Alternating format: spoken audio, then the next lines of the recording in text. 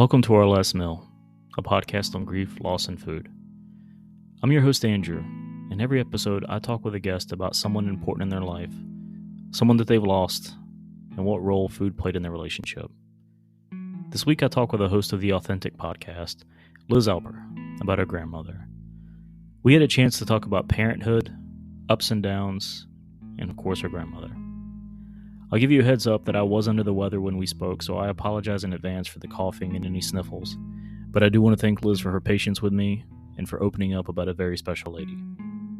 As always, this podcast does touch on topics of loss, grief, death, so I do want to remind everyone up front to just please be mindful as you listen to this.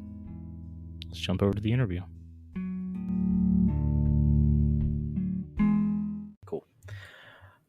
All right, thanks for joining Our Last Meal today. I'm your host, Andrew. Joining me today is Liz Alper. She is an artist, wife, and mother of two living in Austin, Texas. Liz, thank you for joining. Hey, it's so great to be here. I love the concept for your podcast, and I'm so glad that we could meet on that wonderful subreddit that is podcasting. Yeah, I'm glad we could work out the time to get us both on and just get through the technical issues. That's the thing I'm learning about trying to do a podcast is that you don't realize how much goes into the just getting the recordings and making it happen. Yes, 100%. Well, like I said, I appreciate you being here today. I know whenever this is our full transparency. This is our second take at this. I know we were talking a little bit ago that you just got back from a rally. We were talking about that a bit. We were talking about the Austin food scene a little bit. How are you doing today?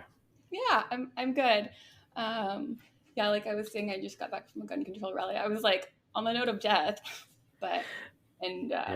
just talking about that. But yeah, I'm doing great.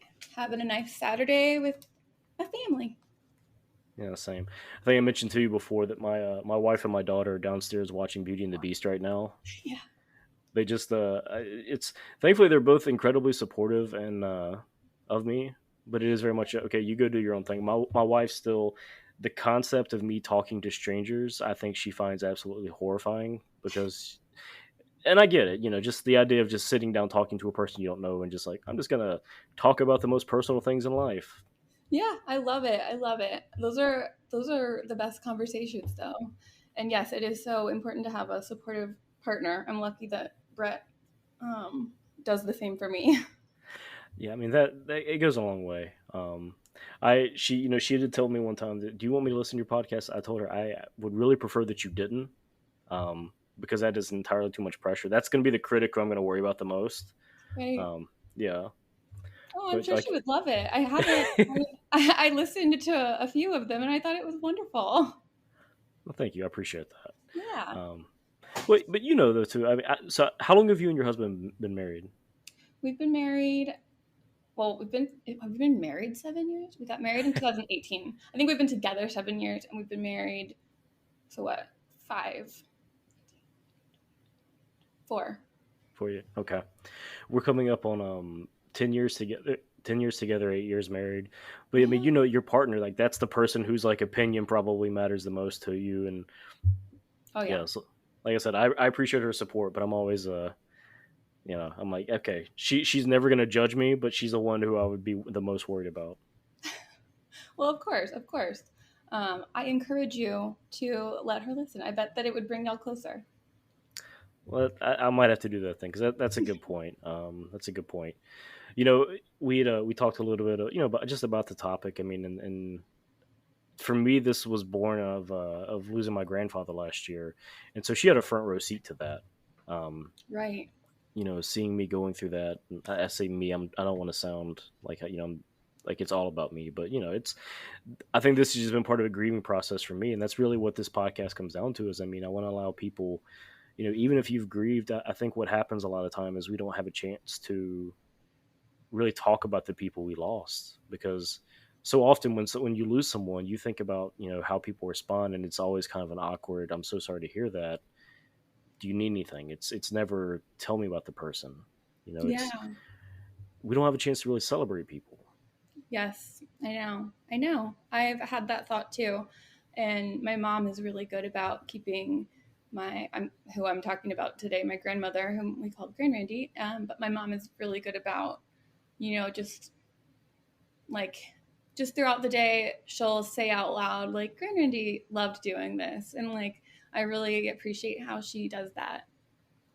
And see, I love that too. I mean, just this idea that we should still talk about these people. My daughter, she remembers my grandfather. She met him. I took her to their house whenever she was little, and so she'll still tell me sometimes. 2 days ago, she told me, "Papa's not here anymore," and I'm like, "No, he's not." She's like, "I wish he was." I do too. And then she just changed the subject. But I'm curious how you explained death to your child. How do you like I haven't gotten there yet. And yeah, I always think about like what if we did experience a huge loss, like, and how I would explain it. So how did you explain it? Sorry, I have to close this door. no, that's fine. That's a really good question, actually. I remember whenever we found out that my grandfather was terminal, that okay, we're gonna have to have this conversation soon. Um, she she accepted it for the most part. It was hard though to have that conversation. I think the hardest thing too was that she didn't understand exactly why we were all sad. She saw me crying, because there's a couple times leading up to it, um, where I did break down because it was difficult. But we tried to be as honest with her as possible. Um, my wife and I, we take the approach of we take the general parenting approach, where we try to use our words, not our hands. We take the approach of try to be honest with her if she has questions, to put it in appropriate terms, but really try to be straightforward with her about the questions that she's asking us. So we try to explain it that way, that you know people die, our pets die eventually. The hardest thing for us though was a 4-year-old saying, "Am I going to die one day?" There's nothing that it's one of those things, like being a parent, like it's already difficult. It's amazing. It is absolutely incredible. But there's no preparing you for so much of what comes up. I mean, even you think about even seeing your kids sick, even just you think about your first child, the first time you saw them with a cold, it probably broke your heart because Exactly. you would do anything to take even that inconvenience away from them. And now you're trying to lay out this concept of like, okay, this person who we love is not here anymore. And so it's weird. I remember when my dad's dad passed away when I was in high school, and I remember my dad trying to process that on his own and trying to, I guess help me or help our family process it. It's this weird thing when you're a parent, and I don't think I appreciated this whenever I was younger, is that at the same time you're trying to process things and understand them, you're trying to educate and help somebody else process them, this child. Um, and I'm rambling, and I know that, No, but it's fine. yeah, I love it. I think the big thing with her is just trying to talk with her about them. If she brings it up, it was harder at first. It's been a year plus now since he passed, so it is a little bit easier now to talk about it.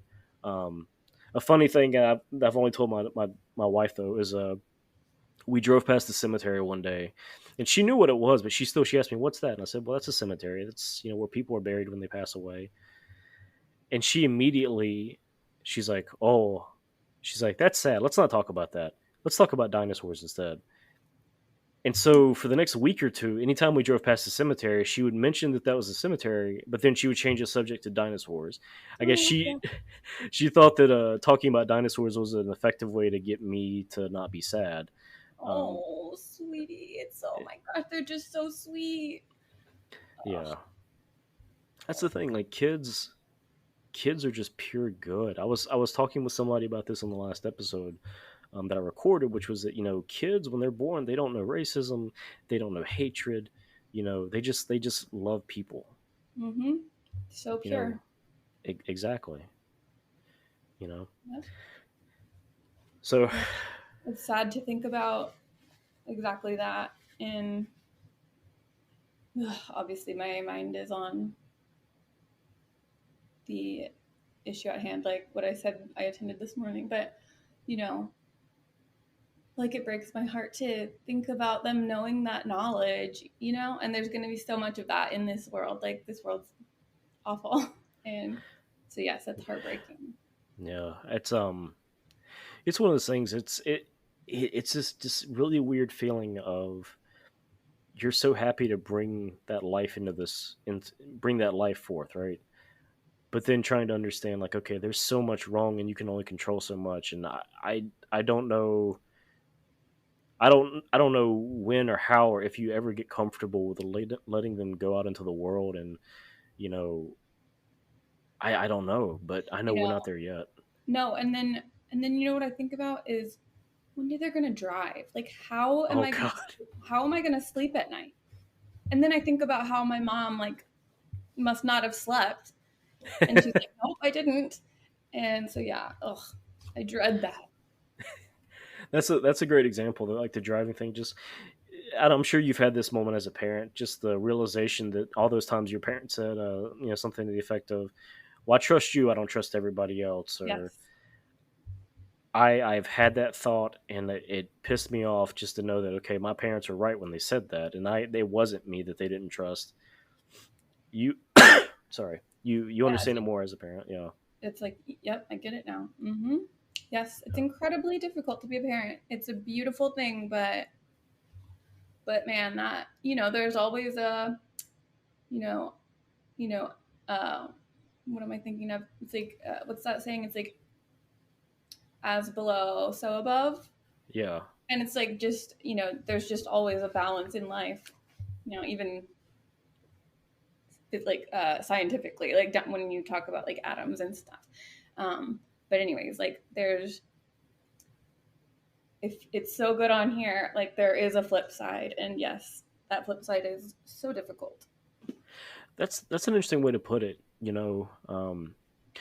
It kind of reminds me, like, this is something I try to keep in mind, and I've told my wife this before, and we've had this conversation before.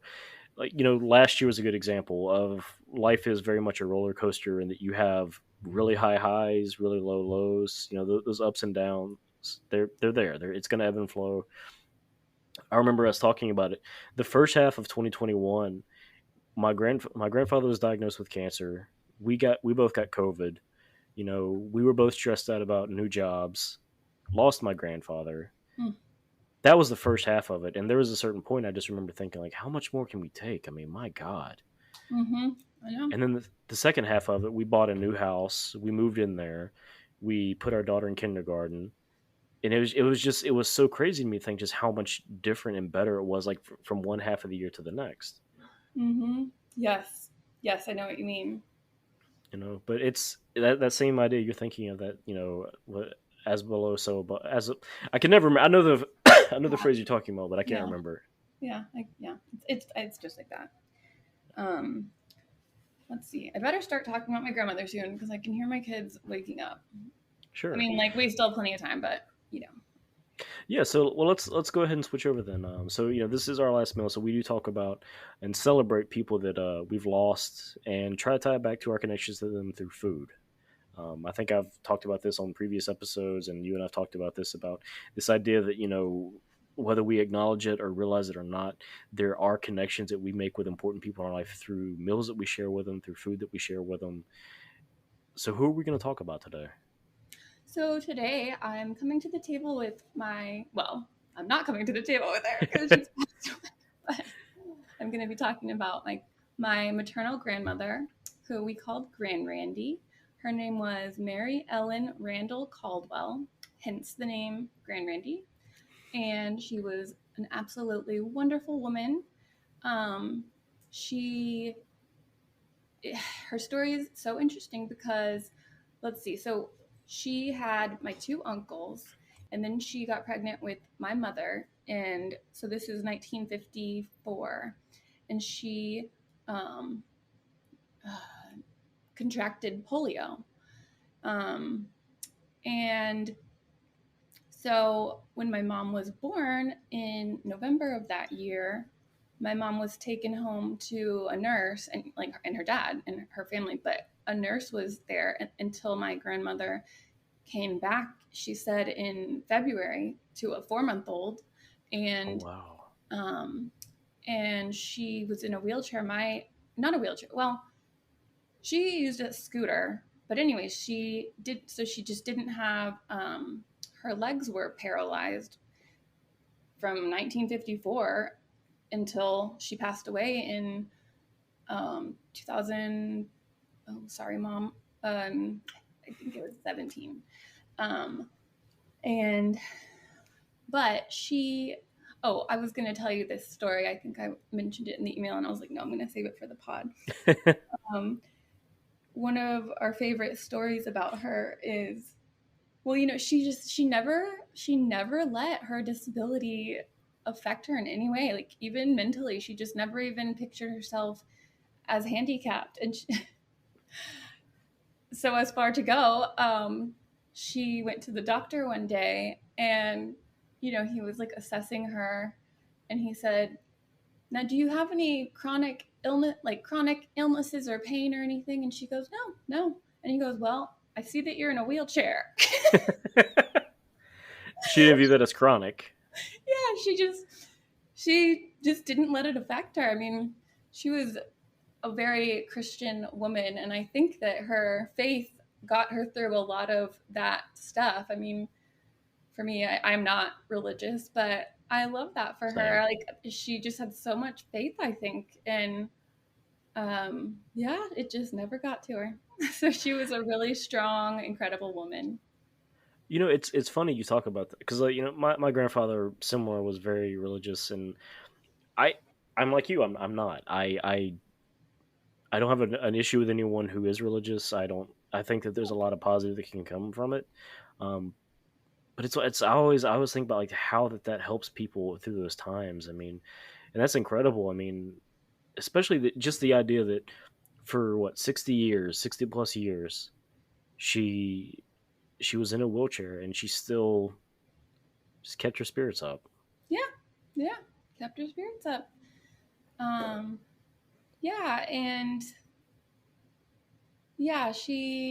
well, I don't know. You continue.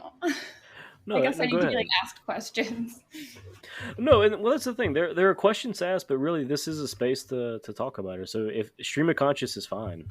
Yeah. I don't really know where I was going with my thought anyway, so direction. So tell me, what type of meals would she prepare, and would she cook them with you, for you? So I was just talking to my mom about this morning, because I'm sorry if you can hear my kid. Can you? Fine. That's fine. It's okay.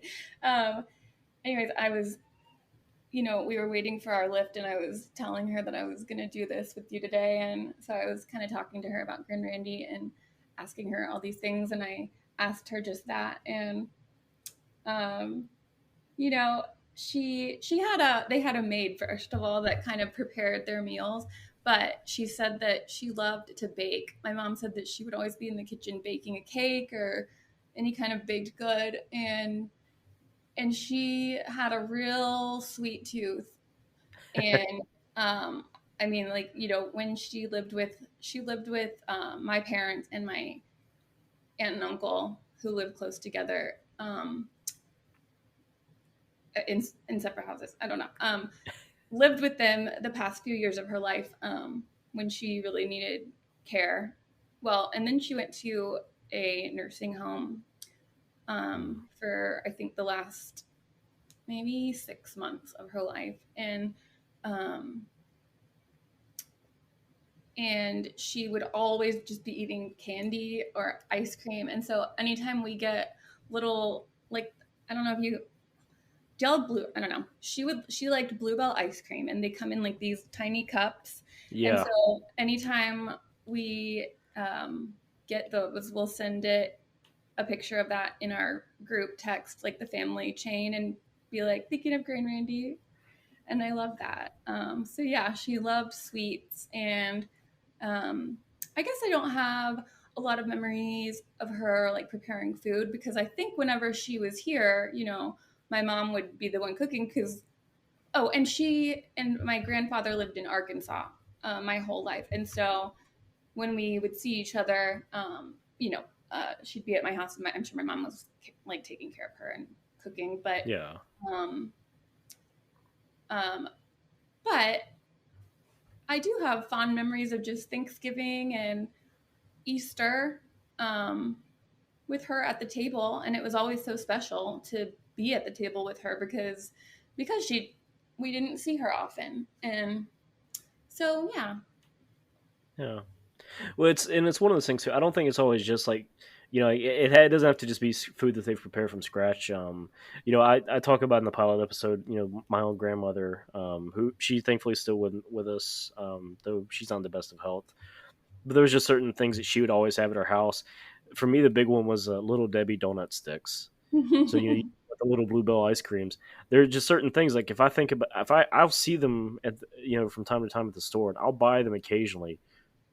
They are so sweet. I can't eat more than one, but I'll still get them sometimes just because I'm like, if I take a bite of it, it just immediately makes me think of her. Oh, well, yeah, I love that. Yeah, it's funny how I love that. Yeah, food can take you back to that, just like a scent can, take you back to a memory. So that's beautiful. Yeah. Is there anything that you got from her, like, any traditions that you had with her that you've carried on with your family now? So actually, in my creative life, I'm always kind of like doing something different. But a few months ago, I was really into I was working with glass a lot, and I was like making glass bead art. And Grand Randy always made jewelry, and she always she was really into making jewelry, and so my mom was like, you get that love for creating just like Grand Randy, and I love that. So I like to think maybe I got some of my creativity from her. Yeah, and definitely my compassion for animals came from her, and she was just so kind and sweet, and so I'd like to think that I'm kind and sweet. I got it from her. Yeah, so you said the compassion for animals. Talk to me a little bit more about that. How was she with animals? She had she always had a lot of cats, and then my grandfather had his dogs. They lived on a farm, so they had all kinds of animals. But just so kind to her kitties. They'd always, she was always in her chair relaxing, and I just remember her cats just always around her, and she would always rescue cats from if they needed to be rescued. So she really loved cats, and I love cats too. And so yeah, and she and my grandfather both were so kind to animals, and so yeah. I'm right there with you. We're a big cat family too. We have one cat that is 8 years old that I got my wife for her birthday, and then another cat that's maybe 8 weeks old that my wife rescued from the side of the road. See, that never happens to me. Like, I see videos of that, and I'm like, why can't that be me? Well, she got him.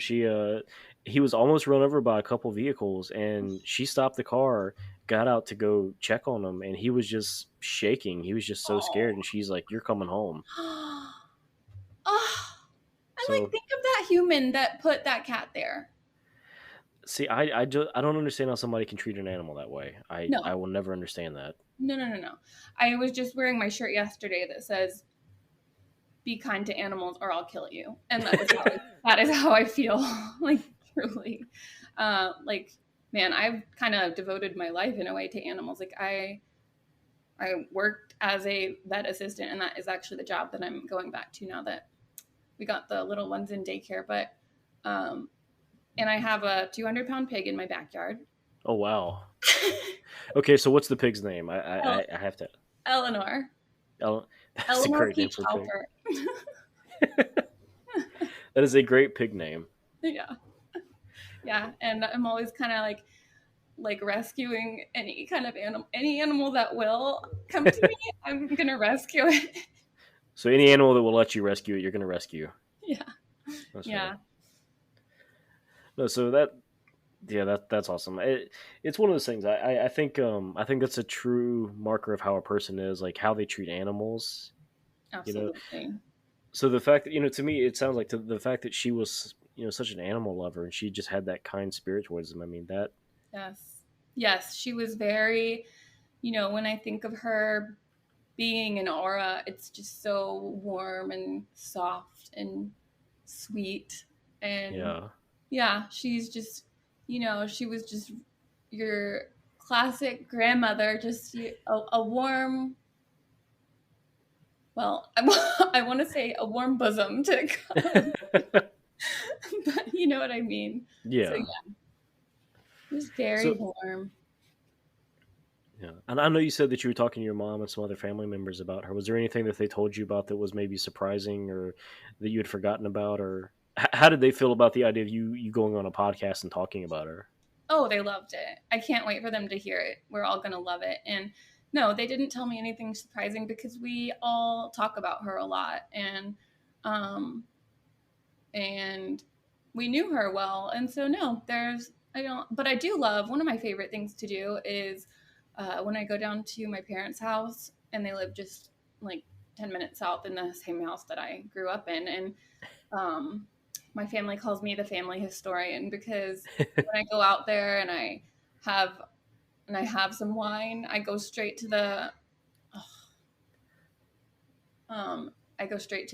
photo box, and I like ask them all the questions about all of our past family members. And like I love that so much, and I have a friend Yeah. that loves that too. And I'm just so fascinated by like old photos, and like like they were people with an entire life. And it's such a interesting and sad thought that yeah, these people with a whole life are just gone and become forgotten essentially. Yeah, So that's so yeah, it's really important for family members to keep them alive. And I truly do think in a way, that they are a part of us, and so like they're living through us, you know. I definitely agree. I think there's something special about learning more about your family, your ancestors. Even we've done research through Ancestry and through 23andMe just to kind of get a better idea of our past and try to connect to it. But what you're saying, that idea of trying to keep them living on, I mean it's important. Yes. It's good to know where you came from. Yeah, exactly. Yes, it's like, yes, I love that thought. Yeah, it's so important to, yeah, like, and I think that's why I am the family historian, because yeah, like I feel the exact same way. Yeah, like I want to know like where I came from, and I'm so proud of where I came from. Like I love my family so much, and they came from loving families, and so I love to Yeah. hear those wonderful memories. I never got to meet my dad's mom, and so I love asking him. I love asking my dad questions all about her and like getting to know her through him. Yeah. Did you know all four of your grandparents? So yes, I was actually lucky enough. I had five grandparents. Oh. My biological, on my dad's side, grandparents, they got divorced, and my grandmother remarried. Um, and so my entire life, my step grandfather's been there, and it's never been a matter of like, oh, he's my step grandfather. It's just my grandfather. Mm-hmm. So growing up, I had five grandparents, and even now, I'm 35, and I still have three of my grandparents. It's Um, incredible. they're all in their, yeah, they're all in their 80s. My Doing actually, well? I'm sorry. Are they doing well? So my mom's mom is she's not in the best of health, and I take that back. She's not 80. She just turned 90 last month. So Oh, they've wow. Grand Randy was 90 when not that. Oh, never mind. I don't like what I was no gonna say. no, I know I didn't take it that way, But no, I mean, she, that's the thing. She just turned 90, and a year ago, 6 months ago, honestly, we didn't even think we'd get a chance to see this. She was in the hospital, 2 months ago, and was not doing well. We were told, like, hey, this is probably it. We don't know that she'll be coming out of here. Um, and she has early signs of dementia. So That's I took my mom to visit her so that she could see her, because they don't live near each other, and I wanted to make sure my mom got. If that was it, I wanted to make sure she had a chance to see her. yeah. Um, I remember sitting in the hospital with her, and in the back of my head, that I'm thinking about this podcast that I want to do, because this is something I've been kicking around for months now, because it's really something. This is helping me to grieve and helping me to try to get better at it. Hmm. But I remember sitting there talking with her, and she doesn't remember my name. She can't tell me exactly who I am, but she knows, hey, this is family. And we're talking, and it was a good day, thankfully.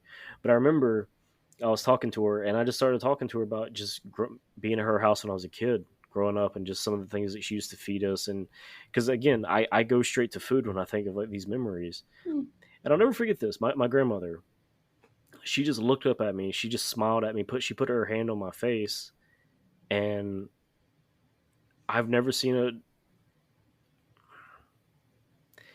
it was a very pure look of love, and it's one of those things I told myself, I'm so glad I got to share that with her. Oh, I love that. Yeah, I'm so glad you did too. Yeah, because it's one of those things. I mean, I don't know if you've ever seen somebody with dementia. This is my first time I ever have seeing it.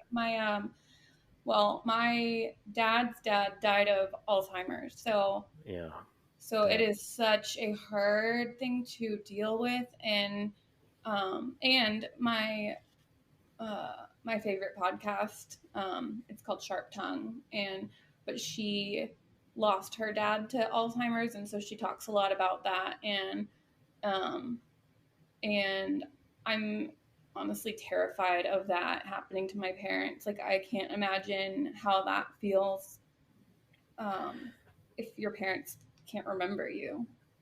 So That it's such a awful, awful disease. it really is. I wouldn't wish that on anyone. I couldn't. I'm with you. I can't imagine just the. That's a special hell, I think. Yes, absolutely. And it's bad enough, I think, for the people that go through it, but then it's also hard. You think about the families that go through it. You know, I'm with you. I can't imagine as a child, your parent just not being able to place your name or your face. Yeah, It's yeah, horrible. it's horrible. Um, I probably have about 10 minutes left because I'm gonna have to go get my toddler out of bed. Sure. I hear him So screaming.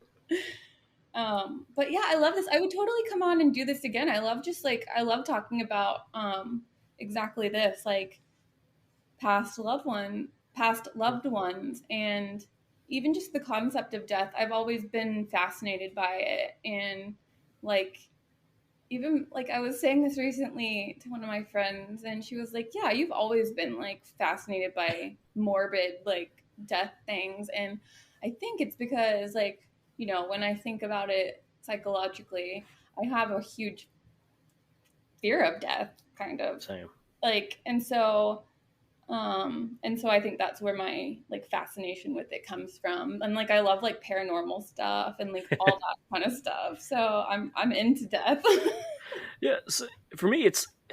I know what you mean. It's like it is a morbid curiosity, but it really comes down to, I think, a fear of it, and Hmm. especially again being a parent just makes me even more Yes. so, because I'm Oh, like, oh my I just want to make sure like I've got everything taken care of for her. I don't ever want her to lack or want for anything. God. Hmm. Just be there to protect her. So I know what you mean, that fear of it, and it's only gotten worse as I think as I've gotten older. So Yeah, and on that note, when I was at that rally this morning, or it wasn't a rally. Well, I guess it was a rally. Yeah, a protest.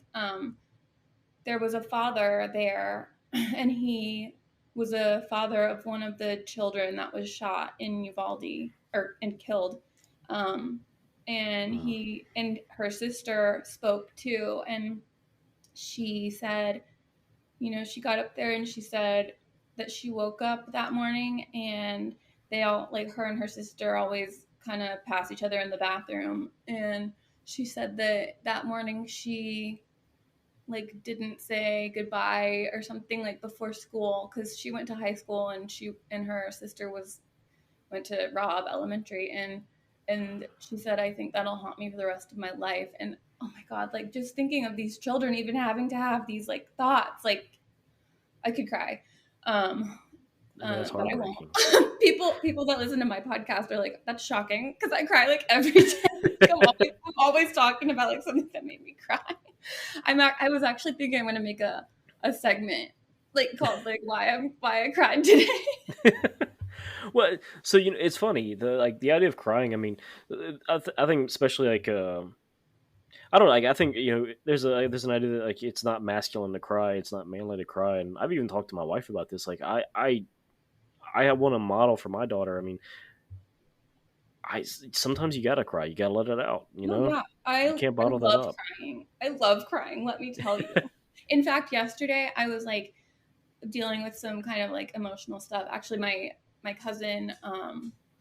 cousin's father-in-law is suffering from ALS, which is such a messed up disease, and she was telling me that they just put his feeding tube in, and basically the last step like before death. And so we were both kind of like crying about that. So I was feeling emotional, and after that conversation, I came in and I told my husband, I was like, I feel like I need to cry more. Like I have that lump in my throat, and so I think I'm gonna watch like a beautifully sad movie. And so I did, and I just like cried, and it was amazing. I woke up feeling great. Well, sometimes it's therapeutic, right? Just to get it out. Oh, cathartic. Cathartic. Yeah, exactly. So anyways, big fan of crying here. Yeah. But, yeah, I forget where we were going with that, but I should probably wrap up, but this has been so fun. Yeah, I appreciate you being on. I always like to give people at the end here a chance, anything that you want to promote, plug, or have listeners go check out. I appreciate that. Yeah, I guess just a follow. I put a lot of my art on my Instagram, so I am at Liz Kid Alper on Instagram, and also my podcast. It's called Authentic, and it's kind of hard to find actually, because I should have thought of a better name, because when you go in there, there's like a million already, so it's hard to find. But my link is in my bio on my Instagram, so I would appreciate follows. Yeah, and I'll make sure to link to that too in the show notes. Thanks, man. Yeah. All right. Liz, I appreciate you being on. Pleasure. Okay, and anytime if you need to build content, let me know, and I'll totally come back on. Awesome. Thank you so much. Okay. All right. Bye. Bye.